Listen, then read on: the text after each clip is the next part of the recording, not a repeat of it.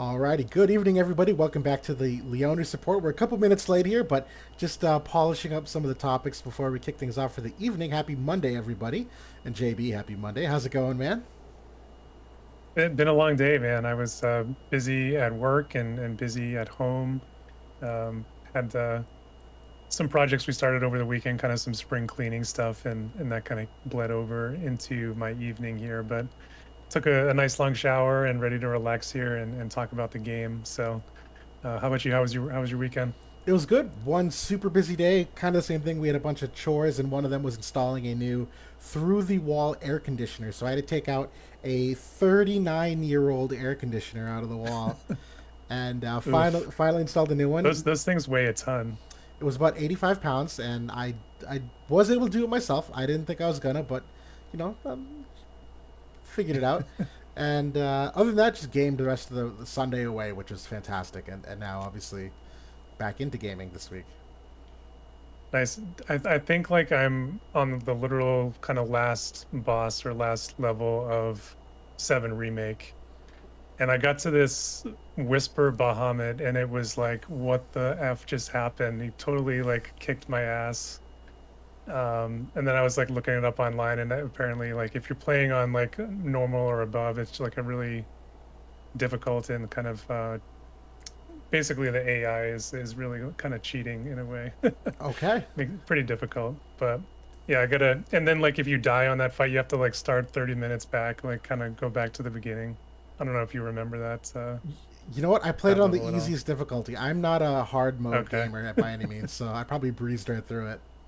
Yeah, I have the difficulty pumped up for some reason. I don't, but I think I might.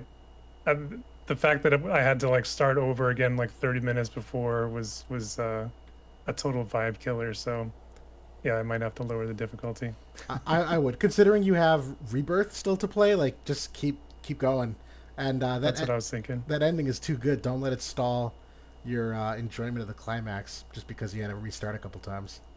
No, I was enjoying the whole trek up like Shinra Tower and kind of going up against Shinra himself and all that stuff was really cool. So and then of course facing off against his son there too, coming down from the helicopter was cool. I enjoyed that part. Yep, the whole ending of that game was a masterpiece. It made me very excited for Rebirth. Very cool. And yeah, you're not even scratching the surface, but um, for War of the Visions here, we did talk about a lot of things last week that did come in today, just because we had an extended wait for the news release. But today, we do have a new Guild War map, so we will talk a little bit about that, some initial impressions. We also have obviously Sephiroth to kind of consider in that, where a little bit of testing, but he's obviously in our hands now. We'll talk about Lucille, who just got announced in JP. Not only her, but the vision card for her as well. A new lightning support unit. Not at all the direction we thought they might be going, but I think it's a good direction. We'll see how it ends up. But tonight, the big thing we want to go over, we did this a while back with a kind of like a state of the game where we talked about PvE modes, and just to kind of give like our general impressions of thumbs up, thumbs down. And we're gonna do the same thing today. Biggest likes and dislikes, ideas for improvement, overall grades. We'll keep it simple and lighthearted, but we'll talk about arena and free match and Guild War, and then we will talk a little bit about just some freeform topics and some fun Q&A. But other than that, we'll kick things off here with the Guild War map thoughts. Actually, I was just gonna segue for a second. Uh, we'll probably come around with this with arena, but I am pretty tired of it now because I did come in first place in arena last night. Did you see that in the general chat? I did see that. Congratulations. It's I know that's a long time in the making. Finally, yes, it was 6 attempts or 7 attempts total. 6 times I came in second place, and it was one of those times where it was right there for the taking. I'm like, oh, I got to give this a shot. I can't pass this up, and I did it just for pride. Someone PM'd me, and they were like, oh, like, did you do this for content? You got like videos and stuff? And I laughed. I'm like, dude, I did this for pleasure, like for status. I don't have a single replay of what I did, and I'm kicking myself now that I didn't like record anything. I got nothing to make content with, but I'll figure something out. Like, oh man, I totally could have made a video out of that. Absolutely could have, absolutely could have. But um, yeah, no, we'll keep Fine. this. Oh, go ahead. I was gonna say, finally got that title to Flash. So the best part is I'm actually not even going to use the title because the pillar of support that they custom made us as content creators, it's too good for me to take off. I'm just too proud of that I got to keep it. Yeah, the arena one's kind of weak. It's just the basic kind of pinkish placard. Yeah, So, yeah. But again, personal status. But we do have the new Guild War map. It's the Castle Interior 5. It is, all things considered, a relatively flat map. There obviously are two staircases, which are these darker blue areas that kind of uh, segregate some of the top and bottom off so you can't walk directly across. At least the majority of units can't, because you do encounter these like height 3-ish areas. There are some non-traversable areas. Map lengthwise, it's not crazy short. 14 squares I think is pretty standard, but I have noticed that some of these fights are happening a little quicker than I'm used to. But nothing funky in terms of teammate buff potential, where it is a lot of flat area here, so it's easy to move back and forth between teammates. Um, I'll pause there. Anything pop out to you? I know you looked this a couple days ago. yeah, so I think that there's a lot of bait potential on this map. If you can get out into that sort of middle area and you're faster than the opponent. A lot of the units being used right now have that long 5, even 6 range on some of the units and can get drawn out before they've been able to get that second buff off. And that second buff for most of the characters is hugely important. It's usually like a re-raise, or it's, for Jum, it's her absorption and her heal back. So not having those kind of buffs is crippling to your performance. One thing I thought that was interesting about this map is that the top section, if you do have the jump to, you can kind of go right over the steps, but you're not able to do that on the bottom. So that's kind of interesting. You might be able to play around with something there, get a little bit different pathing. But at least from what I've seen, so if you are kind of congregating in the center, everybody's going to go right out into this, into the middle area, and just kind of a bloodbath ensues there. It is. It absolutely is. Yeah, this is going to be a hyper focused on turn order, where, to your point about the bait potential, that it's going to happen very fast, and once it starts, you're not getting out of it. The fight's just decided on that first hit in most instances. So there's a lot to think Yeah. about. I haven't found a favorite team yet. I did a fair amount of testing with Sephiroth this morning, and not great results, to be honest with him. That uh, the team building is kind of tough for him at the moment. That we're still waiting on a couple things to drop, but this also, he's got a 6 range limit break. It works pretty well, but it's still a tough map for him because Greatsword is just so damn good at the moment. I mean, that's kind of what I suspected was going to happen. That's what I said in my review, that he's a great character. There's a lot of good things about him. He's very strong. He's going to be very strong for a while. His teams right now just aren't there. And the Greatsword, team having multiple next generation units and being really the only team in the meta that has that at their fingertips is kind of, flexing that, I would say. And that's kind of the difference. Absolutely, and I am still. I think there's still opportunities for him. I think we're going to fine tune how to use him properly. At the very least, Curse as a limit break has been very good for me. I have noticed the impact of that, particularly against like A2, where you can't re-raise Seal Curse. It just is. And so even with any kind of re-raise seal from that team, she'll always get hit by it if she ends up afflicted. And Jum, I've definitely noticed the lack of healing from her, but um, it's still not a fight winner. You still need your other units to like capitalize and kill them before they kill you, which is obviously tough half the time. Yeah, I mean, Sephiroth having the elemental disadvantage against Jum, and also kind of being light on his area resistance, mitigations. He's not coming in there with 25 to 40 wide res like a Cloud does. He does have that barrier, but if somebody can pop that, Jum can very easily damage cap him. So there's that going on. And at least right now, I'm sure most of us don't have a maxed out Sephiroth.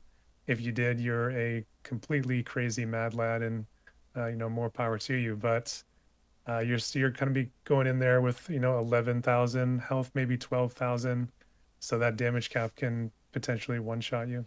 Yeah, I didn't realize this because I usually run my June with the Viking sub job so she can maybe get the extra defense pen buff. I'm going to change that this map because there's no chance she gets 3 buffs off on this map. But someone was observing earlier where she is typically one with that like high Dragoon sub job, and Sephiroth being -10 to Pierce, she can damage cap him pretty easily with that Pierce job, which I hadn't been running, so it didn't dawn on me. Yeah, I mean he does have the slash resistance, pretty high, and there's a lot of slash resistance cards, so nobody is really building that pierce resistance, and definitely not on a katana team. That's not even a thing for them, I don't think. No. So yeah, that's we kind of talked a little bit about young Eld, and maybe that's a opportunity for him to maybe come back a little bit. The power creep is tough though, like, it's gotten even to him, and he's not even that old of a unit. He doesn't feel as strong as he did even just a couple months ago. No, absolutely, absolutely. So yeah, we'll hopefully have some replays on this map next week. I know we've been asked to do some showcases, and we kind of held off with limited Guild War because it's a little more. I don't know.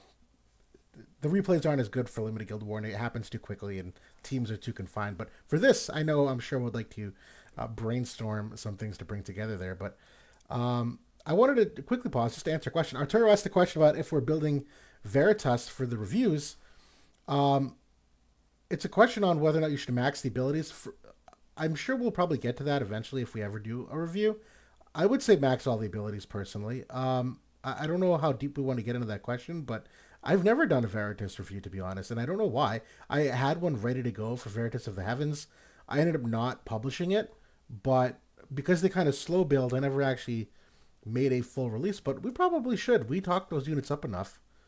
Probably a good chance to do something. Yeah, I didn't make a review either. I was planning on maybe doing like a compilation video of just kind of talking about them as a whole, and I might get to that eventually. At this point, though, I only have just two of them built up, and Earth is going to take forever to complete. I think that a lot of people in JP right now are already finishing up the Veritas of the Fire before the Earth one is completed. Yep. So that's pretty crazy. Yeah. I will say just to put a pin in that, Arturo, I would max level all those abilities. I know that's a thing that comes up where you can manipulate the AI a little bit by tinkering with the damage levels. In all the characters that have come out in the last like 3 4 months, I have not seen many that had opportunities to play with the damage levels. I think Gumi got a lot better about that. So just to answer that live stream question in particular. Yeah, I don't. I leveled up all of the abilities on the ones that have come out so far. Same. But we will keep moving things along a little bit here because we do want to get to the state of the game.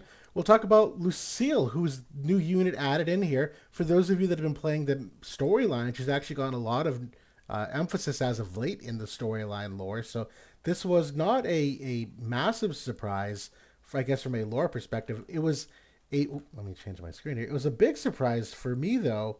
Just not expecting the Lightning unit number 1 to be a support. We kind of had been saying Young O for quite some time, and Yeah. I just didn't expect her. But it makes perfect sense.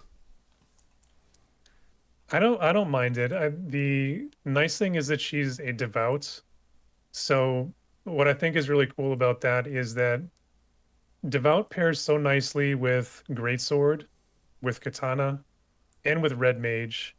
All three of them pairs beautifully. Like they all have great cards, can sync that up. So no matter which sort of path that you've gone down, with those units recently, she can potentially fit into those teams and be useful. So um, obviously, I think that her synergy with Sephiroth probably stands out the most. I think, kind of giving him some things that really will help him out in that water matchup. But I think that, like I said, she does go very well with any of those other jobs. Yeah, So it's an absolutely, interesting absolutely. unit. She definitely is. She brings a lot to like from a like fourth anniversary perspective, where she can, like Addison Ray, give a heal back to a teammate. On there is also just like uh, it's a barrier. It's haste to self. It's dispel courage. There's a nice water resistance buff in there, which there's a lot of dispel, but I think she can select too, and she can select herself as one of these, and I think she likely does. I don't know the AI that well, quite frankly. This is more just like, yeah. I think from what I heard, she will prioritize the other two units Okay. um, before herself. But if she can't reach one of them, I think she would haste herself. Yep, that makes sense. That makes sense. So I like this ability. All things considered, the limit break again, kind of like her sister, adds something to the re-raise, but it's also re-raise seal, which is very nice. That not only do you give, that's one of Shells' big problems at the moment. She gives the unit courage, but there's so much courage removal in the game, we end up turning the limit break off half the time because we just know it gets dispelled and it's kind of a waste of a turn. This answers that. It's also the physical damage reduction, which is certainly very nice for herself. And then it's the was there anything else in here? No, that was it. But it's for herself and teammate that both of you get those things. So excellent limit break. Yeah, I like the physical damage reduction too on there. That's really strong. Um, I I did hear, I think that Shawls was announced, I want to say, for a limit burst upgrade this month in JP. So I'm wondering if they'll add maybe some similar capability with the courage ceiling kind of built into that. They That have would be to. cool. Although Yeah, that would be 70 costly, maybe not. We know that's kind of a differentiator, maybe not, but we'll see what happens. but I hope. Just real quickly to answer Thundermage, said Lucille has a hate down passive. She doesn't, but her weapon is hate -5. So I actually like this weapon a lot, and it's one of the things we like that it's applicable to a lot of these older units. It's the hate -5. It's also just 8% physical damage, flat out reduction. The 25% magic is kind of whatever, extra 5% over the trust stone, but I like the other two aspects here. I think it's nice. She does have a couple of pretty nice attacks also. Surprisingly so. Yeah, like the job 12 and the job 25, both very nice attacks if she's able to get them out. A 25% disable on a guaranteed hit, and it's got really nice range on it. It's got the 5 range. It's a piercing, so it can hit multiple units. I remember Sadali's piercing attack. He would always, not always, but frequently he would be able to line up a couple of units with that and get the confusion and whatnot. Yep. Um, Also, that diamond there with the physical reduction, huge modifier too if they had the disable land on them from the other attack. So Yeah. yeah, Yep. pretty decent offensive build there. Even the I, low one. This isn't awful. Another Spirit in Peril. We've seen on like Oldoa how impactful that can be occasionally, and she has a staggeringly good base magic stat as a 4th gen unit that her magic should get pretty high. and she has access to both spirit and magic resist penetration. So you can, I think, build her a bit more offensively. Mm-hmm. The Dex and luck are definitely a lot lighter than we've seen on the other next generation units, but still, like, if this unit had come out like last year, we would be pretty nuts over 265 luck on a magic unit. Yeah. So Yep. yeah, even over 5,000 HP, also innate out of the box. So yeah, I think this is a very solid character, and like, 'cause I like the versatility, and in terms of the job play that you can use her with. Same. She's got a very interesting type of heal shape too. This is like a calculated rend kind of shape that I am curious to see this in practice. It's got the chain res of both kinds, which we've talked about. I like this that it's got both kinds. It's got the AP restore angle, which is certainly very nice for some of the AP games we've seen as of late being reduced. One big special call out though, because we look at the sub jobs, I actually love this. I was talking about this in the Discord. One of my favorite things about a potential healer is getting a big mod increase on their healing capabilities. With the size of the health pools at the moment and as much healing power down as there can be occasionally, the old fashioned 210, which is kind of like the Kiraga level, is fine, but on 50 faith units, it's not always amazing. But you get to this 310, Renoa was what really opened my eyes to this. A 310 mod on a unit with her magic stat is a sizable heal to a teammate. So I think this is a very good thing to look forward to. Yeah, that's really nice. I know a lot of people, kind of their eyes kind of lit up a little bit when they saw the supplicant job, and obviously that was Shaw's main job there. She gets the select 2 attack. She's got the water resistance buff there, which could be potentially interesting. That's a self only one. Hmm. The heal there, we know that that's a bad one. Her cast time is, I think, a little bit better than Shawl's, so maybe she could take a little bit better use of it. But still, it's just such a low modifier that I'm not crazy about it. Yep. And then she gets the damage amplification with the regen, which I like that one also. I like this too. Yeah, I mean, it gets to the question of how many buffs can she actually get off, and just making sure she prioritizes the right ones. But on paper, you go from limit break to this select two, and that's really it. If you have a third option, obviously it would be nice to get this one in there as a third option. TMR is on the table too, but sometimes use a heal TMR like Mashray TMR and whatnot, so that could be taken up. But yeah, I like this unit a lot. I think it's the kind of thing where, there's a lot of tuning options for this unit. I think it's going to be like a high skill cap unit because you may want to take advantage of those attacks, and in that case, you probably may not want to use the supplicant job because of how it might, manipulate the AI to go into more buffing sequences. And I believe she is a standstill unit. If she is buffing herself, she's kind of that supportive type AI. From what I was reading, I think she will prioritize healing over Yes. attacking. Yep.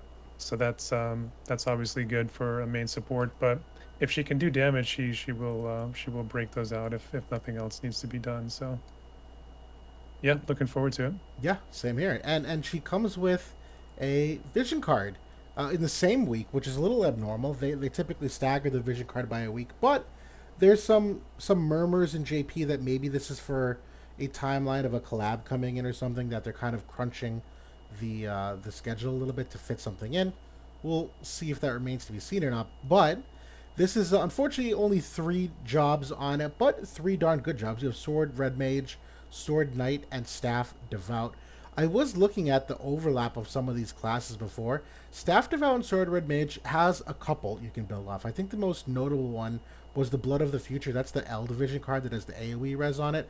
The rest of them are Yeah. okay, but I don't know if they're like game changing vision cards. But this is the very first vision card between Staff Devout and Sword Knight. So that, this is probably a card that maybe doesn't get its full value in the short term here, but I'm sure as time goes on, it gets better. But do you want to talk? You just put this together. You want to talk through a little bit of what you noticed, if anything? Yeah, I had similar thoughts. I think the strongest connection, at least for right now, is with Red Mage. They have at least a couple of cards there that they can work with. And I don't know. I mean, obviously, it's a great card for mono ice, even because there's a lot of that's probably the heaviest population for red mages in the game. We've got, of course, Gilgamesh, who just came out recently in JP, but Howlet and Reagan in there also. Summer Glaciella, a great one also. So maybe could be a little bit of a boon too for those ice water teams, but they've been so good already for so long. And then Lucille coming in with her water resistance buffs and all these things maybe could be a little bit of a downturn for them. I do like that this is the not the elemental chain resist, just the damage type chain resist. We haven't seen that as far as I remember on a vision card yet. Right. We've only seen the elemental chain resist, so that's pretty cool. Yep. I think that when you look at like that Greatsword team, one of the ways that they get to you is with the typed chaining, where Cloud sets up his 3-hitter, and then Joom comes in and just damage caps everyone, or A2 comes in and they're doing a lot of extra damage with that chain setup. So yeah, a little bit more value, I think, when we have some of those primo chaining attacks in the meta. Yep. Absolutely. Yeah. No, I like this from the perspective of pairing her either with King Mont, Ashen King Mont, or Gilgamesh, of the two of the newer units. Where right now, I know when it comes to Mont, he's kind of, it's either pigeonholed him with an ice team, which is good. Those are good teams. But as far as like other than that, there's not really many Earth iterations that work, and they did up until the more recent Greatsword card that came out, where a lot of people were using Mont and Bradley and Lucio, and that's kind of faded a little bit. Bradley still has some legs to him. But I just like the fact that you can use King Mont with a pure support like Lucille, and then you can pick any third unit. Obviously, Summer Glassy sticks out as a premier unit to pair with, but you could also just go King Bradley and have the two of them go nuts slashing people down. The same thing to be said with Gilgamesh, that if you wanted to go Glassy Gilgamesh, or you have a support now that can enable some of these top tier DPS that just came in and really give them the push to really be more self sufficient than they can be otherwise right now. Yeah, this card just screams sustain builds too, with the effects on it, with the debuff weakening and also the wide resist, the I, 16% I was wide going to circle resist, back on which that. yeah, like I think when we first saw wide resist on a card, it was like, oh, that's kind of cool. But it's like now we've kind of seen how strong it can be now that there's all these AoE crushes in the game, and and now there's area resist penetration where the kind of the gold standard of area resist has just really been kind of burnt to the ground here over the last few months. And they stacking up these wide resists can make a big difference against the Greatsword team, against the Bradleys, etc. So that's nice to see, and I think that makes it a potential prime slot candidate. I was just going to piggyback off that as a prime prime slot, that as AoE penetration and AoE crush has continued to come into the game and is in at least some form of every single team that I can tell. Someone has it, and it's not new. It's been around since Astros, right? It's old, even before him. And so now, when you look at the wide res, which on a vision card you can't dispel it, you can't crush that stat. There's nothing you can do to interrupt that stat. The wide resistance of 16%, you just ask yourself, what's better? 20 AoE res that's really going to get crushed or penetrated down to like 12 or 8? Or do you take the 16 here and just permanent 16? The downside, I know you didn't, I don't think it's specified here. This is specifically physical wide resistance. That's probably the Yeah. biggest downside of them breaking this out, is that it's not 2 in 1. Like AoE res is anything, magic or physical. With this, and I know the other vision card that was the magic wide res, you have to pick and choose. So they're kind of adding some extra randomness to which one you pick. Because sure, on the one hand, you can go with this over AOE res, and it's going to be superior. But if you encounter a magic user who has a diamond, then this does nothing, and the AOE res card would have at least done something. So it's still kind of a gamble, but I can see this being the new replacement of AOE res in many of these meta instances where the meta shift has gone so far in this direction. At least where at least you can make that choice where if you are going against the teams that specialize really in those diamond AoEs, like the Greatsword team, like the Black Mage team did, back a couple months ago, that inherently gains more value. But if we start seeing more characters like Mons and that have like the cross AoE and the unit resist attacks, obviously this isn't going to do anything for really either of those style of abilities. So that's kind of the game that's they're trying to build up here. Absolutely right. It's just part of that. I mean, I'm going to make a video on this, I think.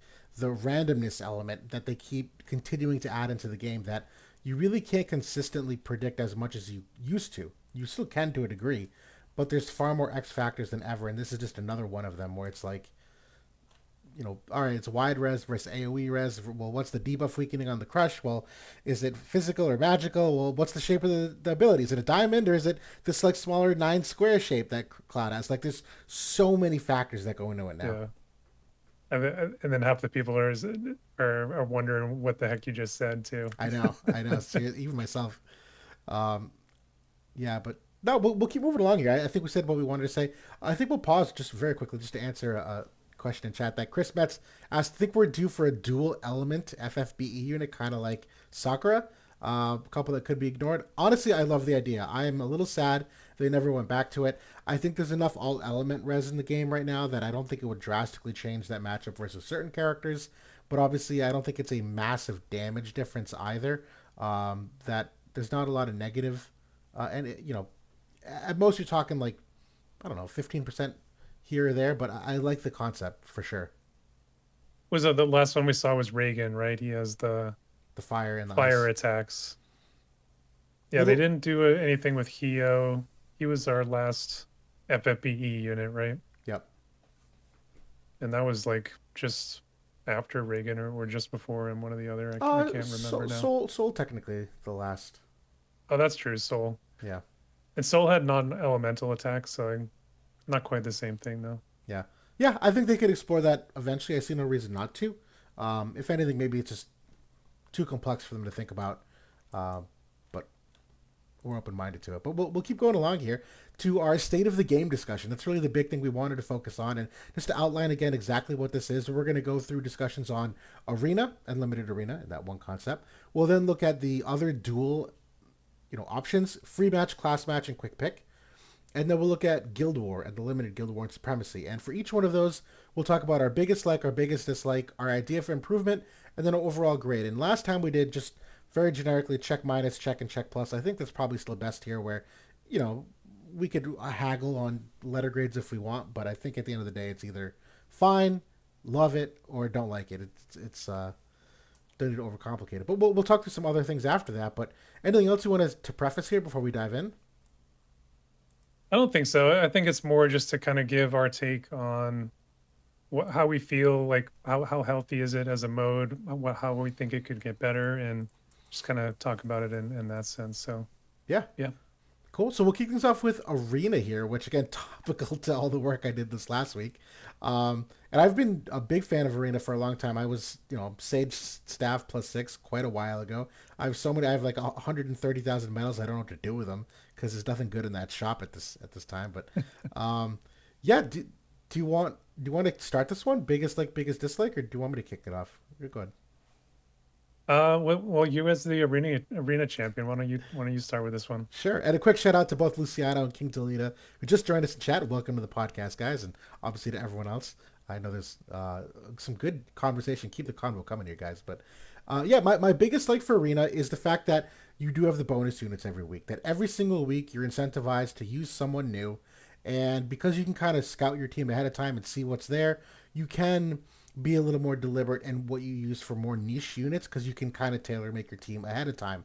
That's a consistent thing through any topic we talk through here is that I like the ability to use lots of different potential units. I'm not going to say use all 160 units of the game or whatever it is, but I like when you can use units that you're not just confined to in Guild War, where you don't have to play top meta 100% of the time. So I like Arena from that perspective. That's my biggest like.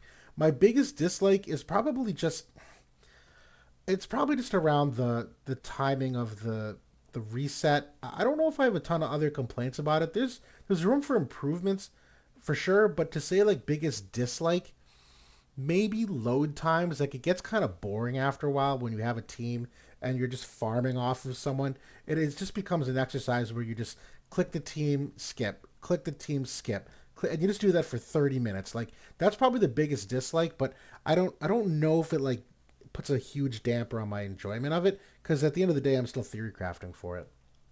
Yeah, how about you? Like and dislike? So my biggest like, I would say, is I can kind of get behind what you were saying in terms of like the switch up of the units from a week to week and the vision cards and kind of having to have those sort of rule sets or confinements to play along with. My biggest dislike, I think, is just the overall lack of strategy that's involved for a lot of it, where you can completely see the other team's builds. You can write down to their stats what trust stones they have equipped, what sub jobs they have on, etc. You can see everything. It's an open book. So it makes it very easy just to tweak your team if you want to, and you can pretty well gauge what's going to happen. So that was, I think, even more pronounced when mono element was more in vogue. It's a little bit more difficult to do now, but I think you can still stack elements and sort of face roll it for the most part. Yeah. But so I'm not a huge fan of that part of it. I think that I wouldn't say that it's completely devoid of strategy, though. I think that the times that I have competed for the top placements, top 10 to 50, there is a little bit more game planning going on, and there's not a lot of face rolling happening usually in those ranks. So I have enjoyed it more there. In terms of like an idea for an improvement, I would say lean a bit more into like the bonus units, like even for like the maybe grant them some additional stats or bonuses that make it a little bit more compelling. Like even for like an older unit, maybe they get a bump up or an increased power level that makes them able to compete better against, the latest units that came out. That might be an interesting way to get more diversity in teams. For an overall grade, I think it's fine, but I think that there's a lot that they could do to make it better. The rewards, I think, are probably one of my favorite things about it. I think the rewards, since they kind Really? of, in terms of like the Visior and Oh especially yes. now that we've got the Veritas of the water in there, I think since they retooled like the weekly rewards, that's been better. The shop is still lame as hell, I think. Yeah. Like you said, That's but that's my that idea for improvement. It has to be the shop because I agree the rewards are great, but the shop is just putridly bad right now. It just the fact that it's the vision cards and they're not even like vision cards you use anymore. Or even for a beginner, I wouldn't say go nuts for it. And the materials, it's like hammers and seals for weapon upgrade. Like I just there's you don't need that many. You have too much currency to need for that. And even the Sage Staff +6 straight up is not a good equipment anymore. There was a time where it was great for like 2 units max, and that's no longer the case. The Wizard Rod from the Rook areas has completely replaced that in like 80% of things. So yeah, the rewards are terrible from the shop. yeah. The PvP equipment, like for how long that it takes to get at this point, the fact that they haven't made it easier to get is a problem. But then they haven't improved the equipment either. Like it should be getting extra bonuses if they're going to keep making it take so long to grind it out. Like 15,000 currency for one sage staff recipe is it's extreme. Yeah, yeah. I think for me the grade is a check. I think it's fine the way it is. It's not amazing, but it's still something that's engaging, and it's something that changes every week. It's more than I can say for Guild Wars. Sometimes it gets very stale. It's more than what I can say for some of the other game modes where, at least Duel, I know every week it's going to be different bonus units and different people, and it's kind of fun finding your friends in the ladder, and you get to hit people and attack people you don't normally get to in Guild Wars, and maybe don't get to in Quick Pick and Free Match where it's more random. That there's some changes, but I think it's fun. Yeah, Yep. I And would I then would- I would agree. I'd give it a check mark. I'm not gonna give it a minus right now. right out of all the PvP game modes, I think it's one of the be- more consistent ones. I won't say better, consistently good, not consistently amazing. About limited arena, I don't have a ton to expand upon. I like the mode, to be honest. The thing with limited arena in that giving a cap on the number of refreshes, so you have to be hyper strategic on who you hit, hyper strategic on the points that you get. I actually like that in small doses, which they do right now.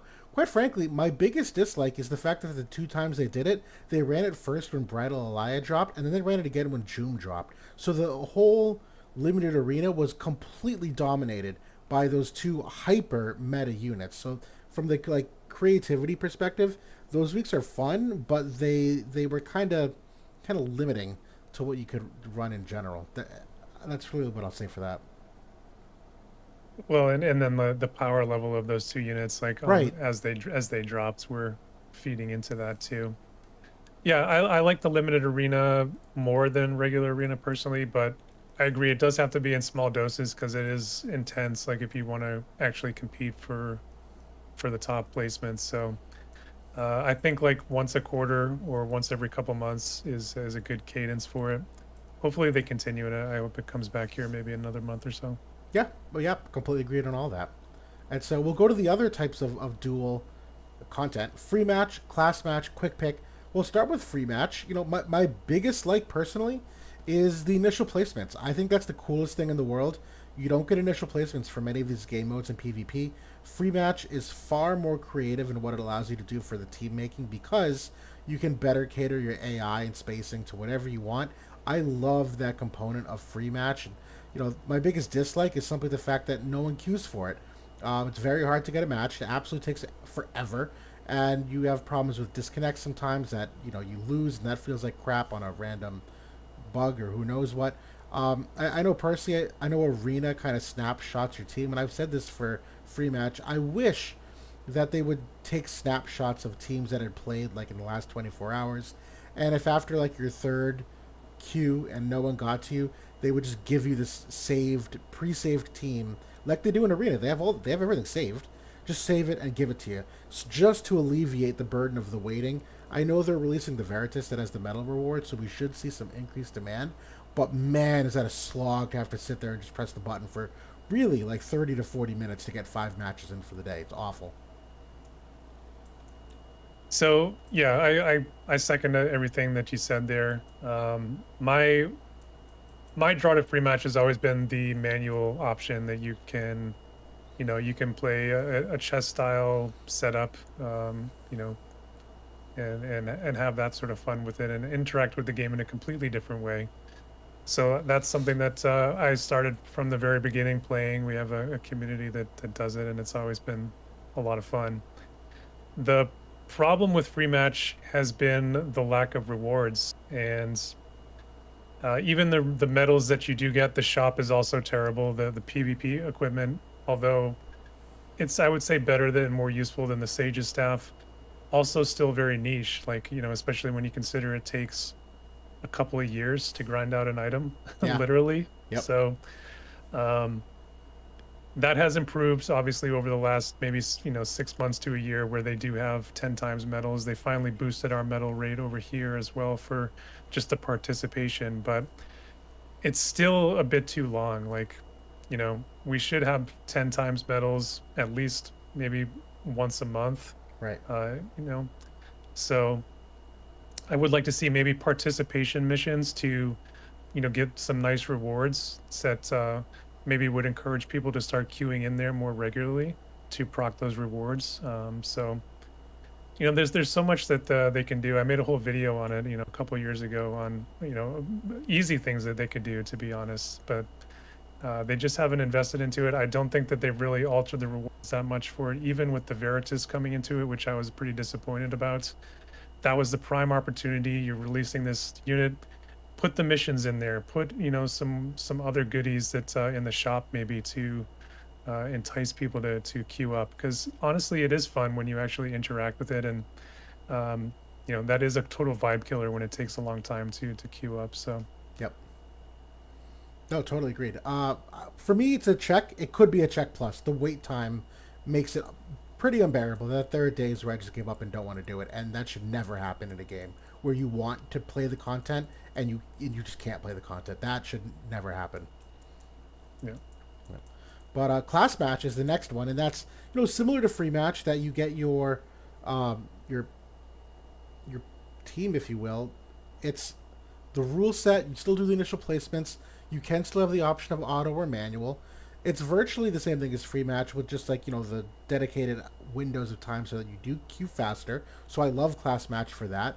I will say I think the tough thing with class match is the rule sets have not always been my favorite, and that's only just a feeling. I don't actually have facts on that, but I remember the last couple of class matches that the teams I was putting together, there's it felt kind of weird on some of them. I won't expand more on that to waste anyone's time, but the like is the same as the free match. The dislike is simply just that I think the rules were kind of hit or miss last couple times. But I'll let you share your thoughts. Yeah, so that is one thing that I like about class match is the rule sets. I do agree though that they have been a little bit lazy at times, in terms of the actual rule sets that are put in.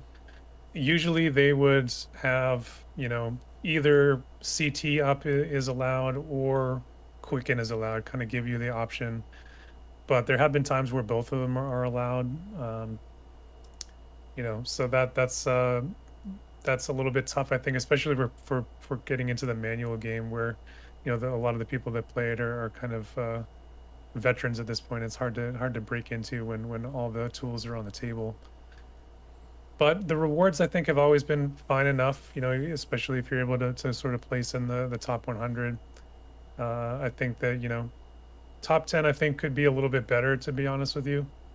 The viz amount I think is fine, but I think, again, like the recipes, like you get one recipe like for being in the top 10, come on. Yeah. it's 2024. You can give us a couple of recipes here now, and nobody's gonna blink an eye. No, totally. So yeah, No, I'll go check plus for class match. I actually think it's fantastic. If I see class match in the news, I'm excited. yeah. I still look forward to it every time it comes. So uh, yeah, I would give it a check as well. Cool. And then quick pick is my favorite actually out of those three because quick pick allows you all those same things. The initial placements.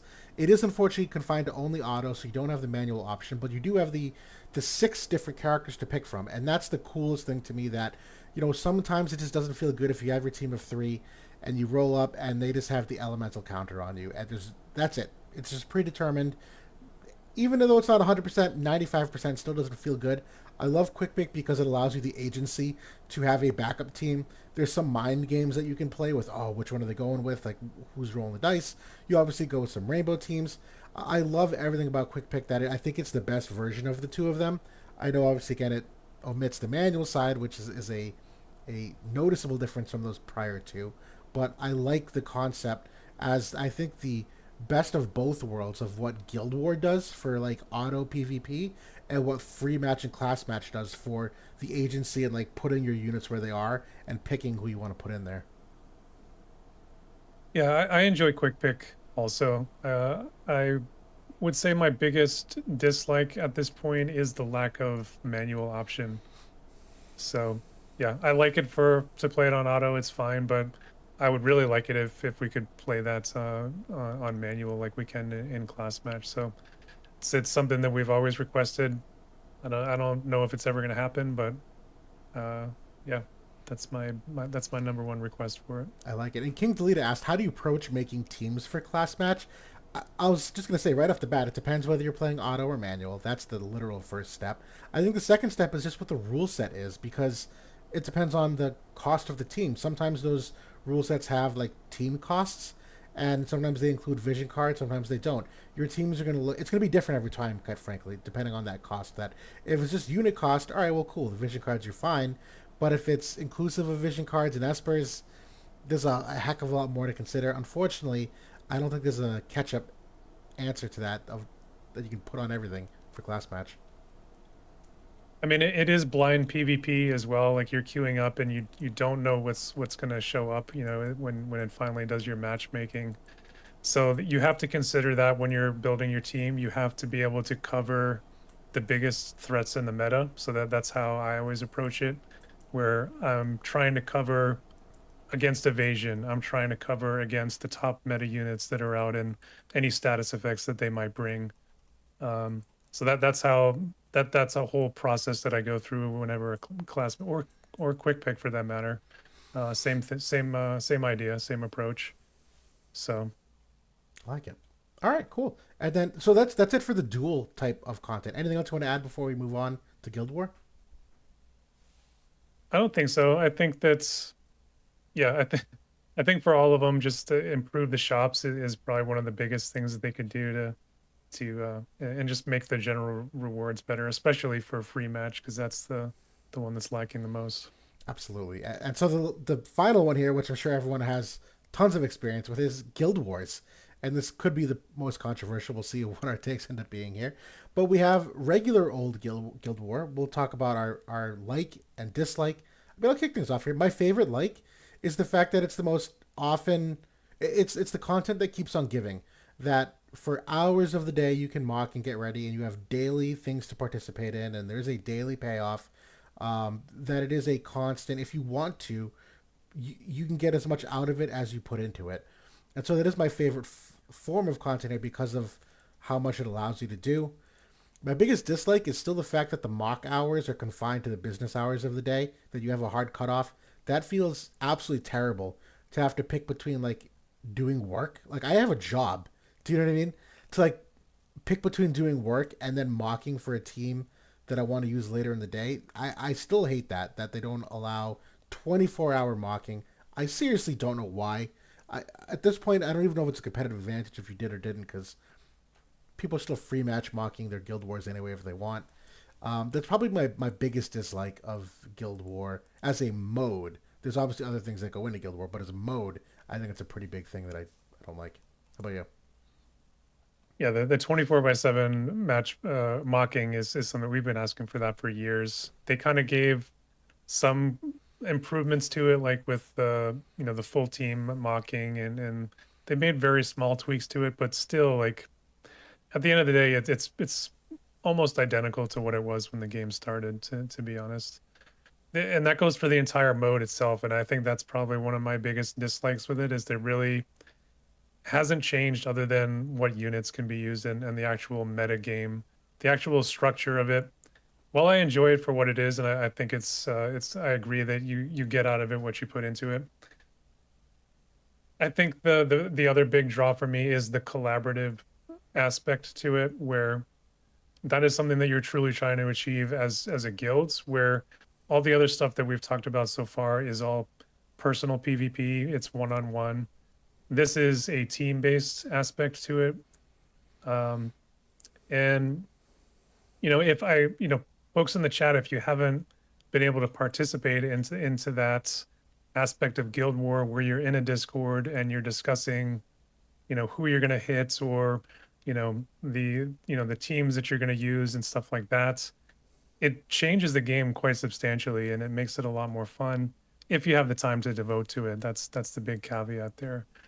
Um, but if you haven't experienced that before, I highly suggest everybody try to get into, some sort of, competitive guild and give it a shot. Couldn't agree more. The social is the best part of it too, being able to make some of those connections, and you'll learn a ton, and you'll have way more enrichment of your game experience with it.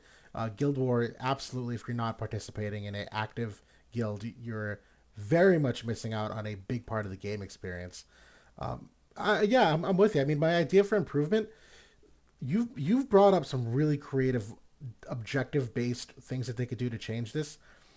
I like the idea of having variations of Guild War that, just like limited Guild Wars, kind of once a month, make a guild thing that's once a month. Guild Raid is like once every 6 months. It's like way too infrequently for like a collaborative thing. That's why I'm still on board for the 5v5 that they're testing in JP. Like, I desperately want there to be some kind of shakeup. Does that have to be permanent? No. But for like a week of the month, you do 5v5 Guild War. Like, I think that's dope. Like, to just be able to add something different, and maybe not once a month, once a quarter, but it needs to be with far more frequency, that it's not just this eternal grind of meta chasing. That's kind of the burnout in fourth anniversary here, where we can see the formula and you can predict the formula, and the people that really know Guild War well have it down to a science. There's no secrets anymore. I think there's a lot to be expanded upon there, but that's my idea for improvement is just the additional objectives and weaving them more often into the cadence of it. Yeah, I don't think that the limited Guild War is enough to shake it up. And I mean, to be honest, the rule sets there have been very We'll talk about that in a second too. lackluster. Limited's up next. Yeah, yeah. Yeah. So one other thing I would add just to normal Guild War is that for me, it's always felt like, what am I actually? I mean, if you take out the kind of the collaborative nature of it and like the competitive spirit, what am I actually getting out of it in terms of rewards? You're getting guild medals, and that's another shop that's really sort of lackluster in terms of what you can get in it. So the rewards there, like for what it takes to actually, or the cost of it to compete at the top, you're not getting anything near what you put into it, and I think that's another problem with it. The rewards have always felt really really bad for that mode. I agree with that. 100%. Yeah, my grade is a check. I love Guild War. It's my favorite part of the game. We do it every day, but it's not amazing. It could be far improved. Yeah. Yep. But that brings us to limited Guild War. And I'll kick things off here again. I mean, my biggest like is just the fact that it offers, same thing, an opportunity to use units in ways that you wouldn't be able to otherwise. That's the best thing about some of these restrictions, which is why sometimes if they get lazy on the cost restrictions and nothing effectively changes, well, that feels like crap because the game's not actually changing. But they've done some good things. I like this last one, quite honestly, just that we had, where it segregated the elements, where you didn't have to worry about element counterplay. You could use some mono element teams you weren't used to using. We were able to use like mono win for the first time in months. Like that's awesome.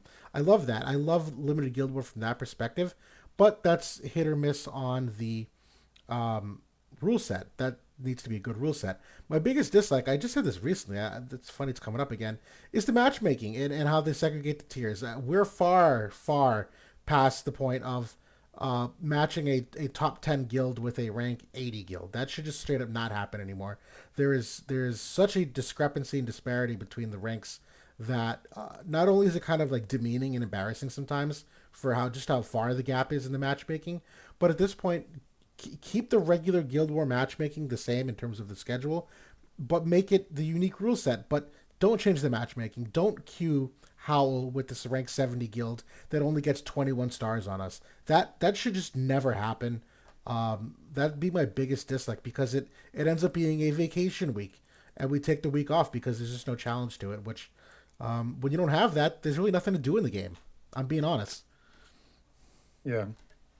I mean, I think that's for maybe for some folks in those guild, there may be some novelty to like play some teams that they don't ever get to see, or maybe see some faces that they don't ever see. But I 100% agree, it shouldn't really happen because at the end of the day, they're just getting blown out, and then it probably doesn't feel very good, So I think another thing in terms of limited, I think you pretty much covered everything that I wanted to say, but again, I think that the rewards, mm, I don't know. It could be a little bit better. Like we're still getting beast meats there. Like, come on, can we get something better than that? Right. Give the us the the Viz is fine, but can you give us a 10 pull ticket? Can you give us some mind spheres, like some transcendent mind sphere? Can you give us some scrolls? Like, there's a lot of other things that they could give us that aren't really gonna break the bank or really do much of anything that's are better than a beast meat and a few guild medals and this other crap that they throw in there. I'll have with it. Can we get the goddamn Veritas of the Earth medals during Limited Guild War? Like, that's a travesty Right.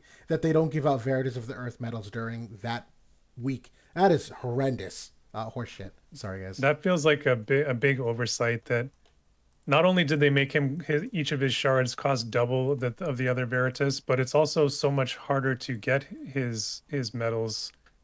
So that's it's going to take months longer than any of the other Veritas units. So hopefully they address that at some point.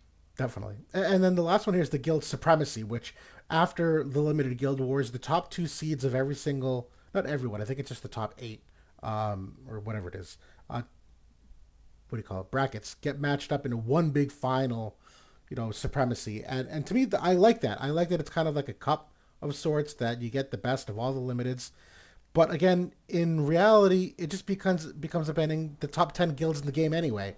So like, just skip the limited. Just give us the top 10 guilds in regular limited. The supremacy is cool. You can still do supremacy to a degree. I don't know if I have a dislike about it. I know I think they pre-schedule your matchups so you can plan ahead a little bit. I don't hate that because it's very tough as it is to compete at that level. I like that they give you the schedule ahead of time. I don't know if I have a dislike, to be honest. It's not often enough for me to dislike it. Yeah, I mean it comes around like what, once a quarter or Once a just a couple It's like once a couple year. times a I year. feel like I don't even know. If Once it's a more, year? I don't Oh even know. wow. I literally can't remember the last time we had supremacy. I don't even know. It has been a long time. So um yeah, I do like that. Again, it's kind of like limited, but I've only participated in it like once or twice, I want to say, but um, at least in like the top bracket. But yeah, I think what you said, I agree with it. But the same things that we've been saying about limited and the other general modes, I think do apply. It's just that we just don't see it all that often. Totally, totally. But yeah, I mean, those are the three big game modes. We do still have some topics we're gonna continue on that are related to this. But obviously, I think the big takeaway here, by and large, is that the shop rewards need a drastic overhaul at the moment.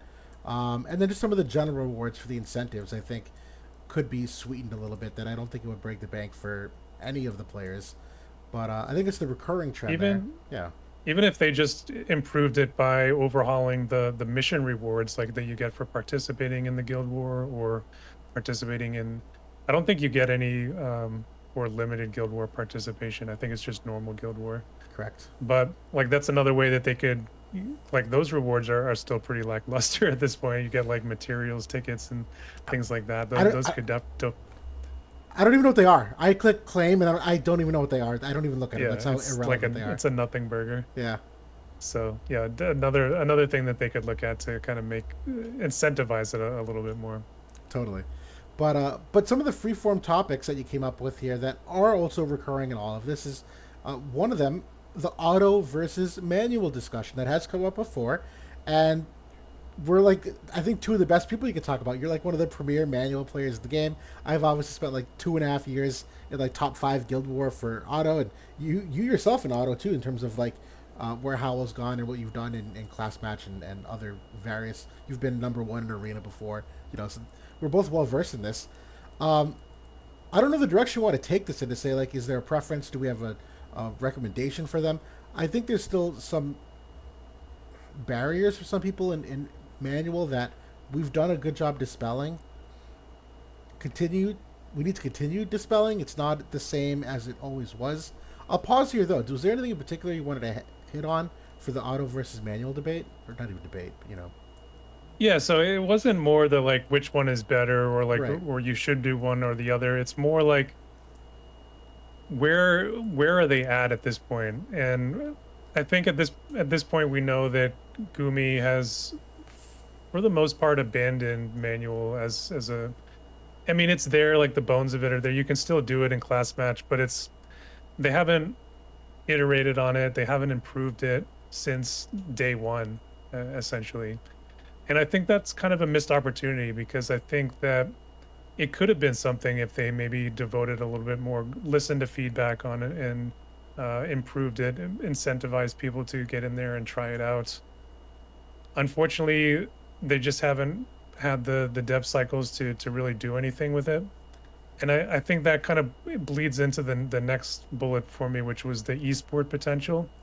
And I think if you're talking about esports, I think that when somebody's live playing and like each move is like a chess move, like I feel like that is where like the true esport potential is, At this point I think it's just that manual is very difficult for the person who doesn't enjoy it and play it to watch because it's very slow moving.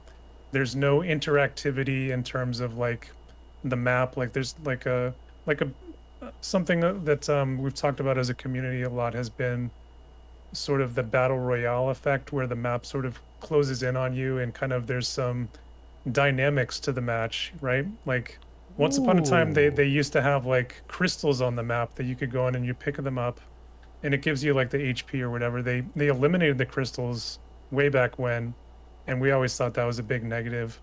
We thought that okay, you should improve the crystals. Like maybe they give you a bonus to your stats, maybe they give you some haste effect. Like they could have done so much with that. Um, I felt like it was always a big missed opportunity. That's such a cool idea. I completely agree with you. I know there has been some mentions of them updating like free match rule sets that you could implement recently.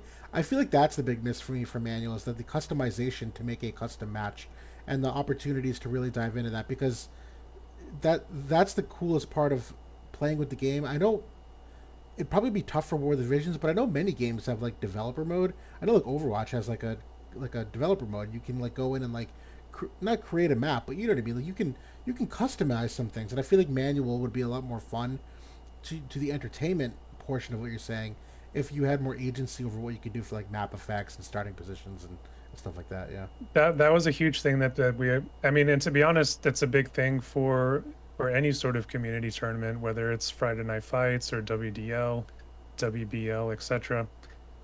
They finally did give us some of those things in the friendly match where you have a one toggle that you can enable one effect and it's a static like 8 effects that you can choose from. And that's what we got after they announced it in the front lines and we waited for it for 3 years. Um, very lackluster. They could have done so much more with that. You should have been able to choose multiple effects like they have in a class match season, right? They Right. enable 2 or 3 different things at the same time. We should have been able to enforce costs within that friendly match. You should have been able to enable spectator modes or like announcer modes. Like they could have done so much more with it too, because I think that there was, this game came out at a time where everybody was home during COVID. There was an opportunity there to potentially make some esports aspects to this game. They got into it too late, I think, with the tournaments last year. I think that the time had already passed, and it unfortunately didn't really take off because they're not doing it again this year, at least so far it seems. Yeah. No, totally. I don't have anything to add to it. I think I've actually liked what they've done with the auto side of things with a lot of these buffs as of late, having things that don't make them repeat. I feel like that was a big learning curve for a lot of people for a long time, that you'd have these units that would just double buff all day. And they've done a lot of things as of late to reduce that happening. There's buff power creep, which is a separate topic, but I like the idea that the ease of play for that has gotten a lot better and accessible. That, you know, there was a huge skill gap for a long time with people that didn't mock, and it took hours to mock, and it was just tough to digest. So I think they've given some things to auto that obviously kept it current. Manual, obviously, not as much, which is apparent to anyone who plays. Yeah. The esport potential that you just talked about, I do think this opportunity. I think we do have a very tight knit community. I think even just the success as Kayshawn's WDL league is proof that there's a demand for it. But obviously, you have like Numero and his Blind Enthusiast League. You have your Manual League, the Friday Night Fights. There's obviously like a group of people that likes doing this. If anything, I think it's just that what Gumi did for the official tournament probably could have been more polished. I feel like the entertainment factor for a lot of those isn't always there. They did a really good replay video at one time to like recap some of them. I feel like that's really where the entertainment comes from. And man, again, Justin, if you're watching, we talk on the side. I don't need to announce to him. Like Kayshawn is a diamond in the rough when it comes to announcing and like hype. The WDL and what he does for shoutcasting and for like predicting and recapping things is just absolutely exceptional. And like the hype that he does for the production quality, like the production quality. You look at the matchup, like they introduced the graphics this year of like the roulette of the characters and the sound effects, and there's just so much polish there that's not in our own official one. That I don't know why we Yeah. casually we can do it. Like the production team can't do it. Yeah, So yeah, I mean, I think that there I enjoyed it for what it was, but yeah, there's definitely a lot of things that could have been improved. I think to make it a little bit more streamlined and make it like you said, the hype factor, the entertainment factor could have gone up. Oran J also is an amazing shoutcaster, and I yes, think that he did a great job. I think that and we've talked about this before. I think where things were falling apart a little bit was some of the delays and the disconnects that were happening because it was done sort of live in the moments. Whereas if it had been maybe a pre-recorded event where maybe then they just did the shoutcast portion of it live, like over a replay. I don't necessarily think there was a big value add to them actually having the fights live and people waiting for matches to be uh, set up and yeah. waiting for matches to come back if they had been disconnected, stuff like that that happens because it's live and you don't know what's going to occur. um it ended up, I think, being a negative. Me too. And actually, if I could clarify something, yeah, I didn't mean to imply that Oren wasn't a good pick for the shoutcasting. Oren is exceptional and honestly better than what I could do. His ability to talk concisely for hours on end about all of that is a skill in itself. I was thinking more from the perspective of like add some variety to it. You look at like Overwatch League, you have a desk of four commentators, and like just being able to bring in different personalities, it's different points of views, it's different knowledge sets, it's different everything. That if you get different people interacting, I think that's where the entertainment value comes in. And we've said that that's the whole point of like watching content is to be entertained. And so, if you keep doing the same old rigmarole of Oren and Justin every single time, I feel like you could mix that up. And I'm not even saying like put me on there. I'm not saying that at all. Like Kayshawn, and there are other shoutcasters who are exceptional. I think that would have done a lot for it. Yeah, 100%. Yeah. But we'll keep going because we are past the hour here, but only a couple things to wrap up here. We will talk about shifting in terms of competitive PvP, the cost to keep up, which, Road to Worldwide, I think, was the most expensive time we've ever experienced. I think it's gotten better as of late. Advent Children is a little bit of an anomaly because of the amount of Holovision cards, the amount of units that came out. That, yeah, if you're pulling everything, you're talking about like 120,000 viz plus. But I think the last like 3 to 5 months, it hasn't been horrendous from the cost to keep up. They've been doing the pack H's every single month or like 6 weeks, whatever that is. That's more than what they were doing before. It's still relatively expensive, but I think it's a little bit better than I recall like 2 years ago. Maybe not by much because of Holovision cards, but yeah, I don't know. It's still you got to keep up. It moves quick. Yeah, so I think that's the the problem for me right now is the how long the units are actually lasting, in terms of, obviously there's always going to be, maybe one or maybe even a couple top teams that are defining the meta, but the fact that, we can't go back to our Helena right now, or we can't even go back to, our Saul right now. These characters aren't really that old. Um, the the whole lack of that sort of theory crafting and sort of bringing back some of those characters is killing, I think, some of the fun factor of the game, and it's been really tough here the last few months. The cost, I think it is what it is. I think it's similar or on par to where it has been. Certainly the packs have been good for the spenders, but the overturning of the meta and the new meta defining characters coming out like almost on a monthly cadence at this point, I think is starting to get a little bit fatiguing, for most of us.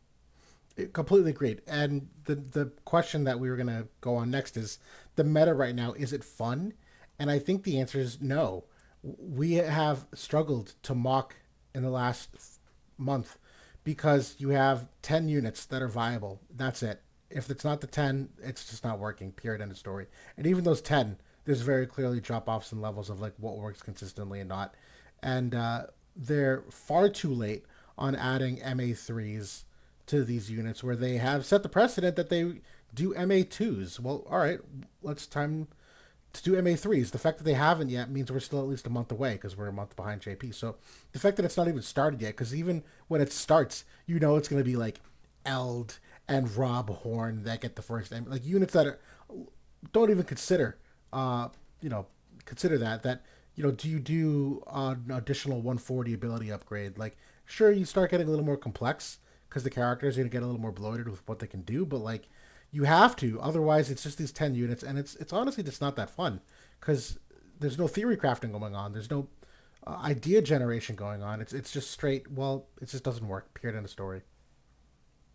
Yeah, I mean, a lot of people call it cooking, where you're going back into the box, you're trying to find those diamonds in the rough that have that special niche that can maybe overcome or at least give you some advantage or edge in some of these fights. And the last pretty much since Helena dropped, she was kind of overturning everything before her. I guess Alaya was, similar. I mean, there's been those jumping off points, but I feel like we've had those complete upheavals of the meta more often over the last 6 to 9 months than I can ever remember. Well, and I've always felt like even in those metas, there were teams that were viable. Were they as good consistently? No, but they worked. We did showcases on them. We did Helena VV matchups, and you brought a Charlotte team that was able to beat that. We brought the Zidane team that was evasive with Lena, the Flagbearer Glaciella that beat it. Was it perfect? No, but it was competitive. It's just not even competitive right now. It's just not even worth the time. It makes it so that you feel like everything you've got up to this point is no longer good, and it's pervasive in all of these PvP modes we just talked about. There's not enough PvE content to justify keeping up with these units or using your old ones. It's just that it's getting into the FFBE mode right now where you're turning and burning units, and this game has always been really good about making sure it doesn't feel that way. Right now it really feels like that. And I think that kind of goes into the cost discussion as well, is like okay, the cost is the same or similar as it has been, or maybe it's in the same ballpark, but are we still getting the same value for that money that we used to? And I would say the answer is no, because the units aren't coming back into the meta. We can't go back to them anymore until some serious upgrades are made. So I'm still waiting for that to happen in JP. Obviously we're a month behind them. It hasn't happened yet. I'm hoping that they do have some announcements for us here very, very soon. Yeah, no, absolutely, absolutely. But we had one last Q&A. I thought this would be just kind of a fun one because I know I had one in mind. I don't know if And you ended you on would. more of a lighter note Yeah, here. lighter note. The Q&A that I came up with for us.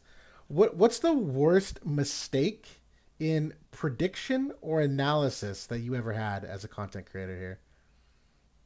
Did anything come to mind? Because I know I have mine off the top of that head, but I don't know if you've thought of one for yourself. As a content creator, so so my first videos I think were right around like when Satya was coming into the game. Yep. And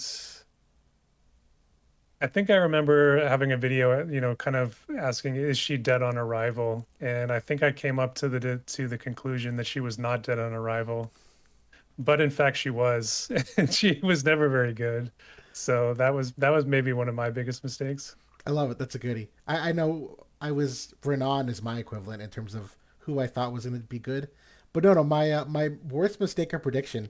I made a video a while ago when Skahal got his MA or was it? Yeah, it was MA2 with the courage, and I made this video. Apparently, I had no idea what the fuck I was talking about. This video on what made Skahal so good, and for like 8 minutes out of this 10-minute video, I talk about how he's now busted because of all the time mage capabilities.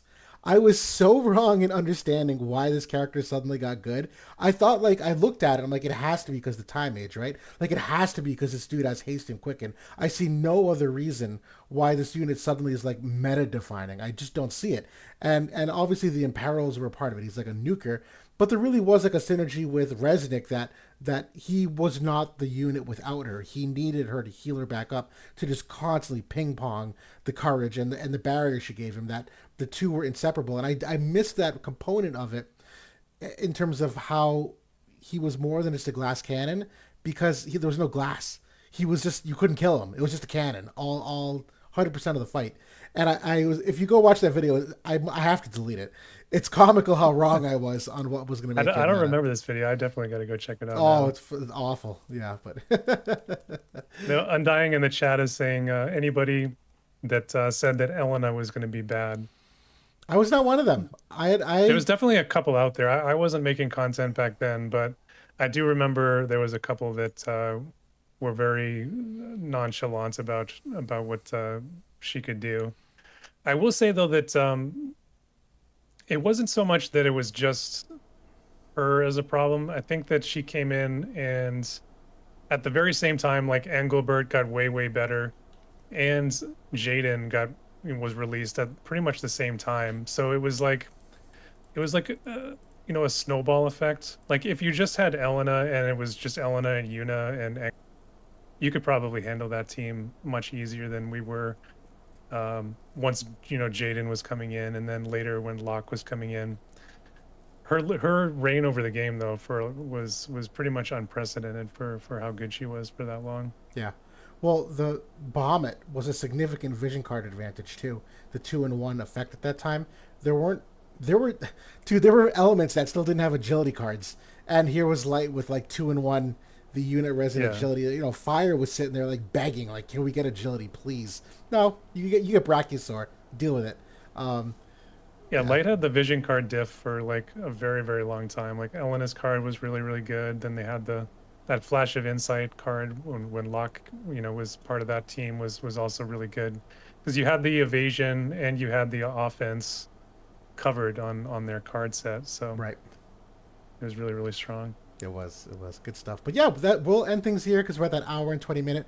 We do like to keep these short, but obviously love having you all participate and be here with us while we do the live stream. This is our normal thing every Monday about 9:15 Eastern Standard Time. and we'll go for that hour and 20. So unfortunately, we cut you off a little early. We're sorry, but please stay tuned for us next week. I know we'll have news about Gilgamesh coming out. Who? Oh no, I'm sorry. We're gonna have Trials of Reckoning and the Katana Vision card that's coming out. So that'll really be our primary focus, I think, next week. Yeah, next week it's going to be like fairly light in terms of stuff to talk about, but maybe there'll be some stuff going on in JP.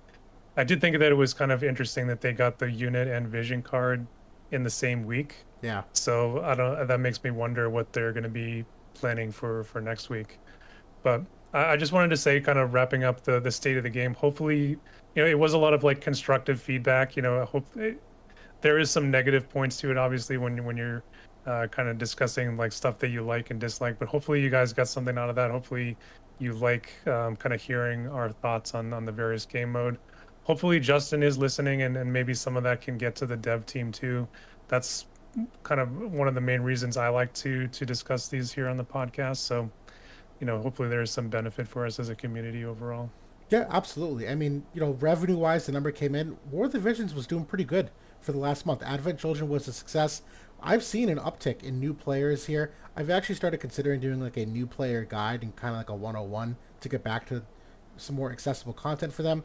If Gumi sees an opportunity for this, for them to like, hey, we have promise here, obviously we want them to try to feel like they can still invest their time and money into the game at a time where Square is admittedly tightening the belt. So we have to be a little realistic with what they can do. But again, we're not asking for the world here. I think there's some, it's shop upgrades. Like, you don't need a development team for that. You know what I mean? Like, it's not difficult. Yeah. 100%. But yeah, that's it for now. Thanks for watching, everybody. Per usual, appreciate you being here. We'll see you next week at the very least. Have fun with Sephiroth for those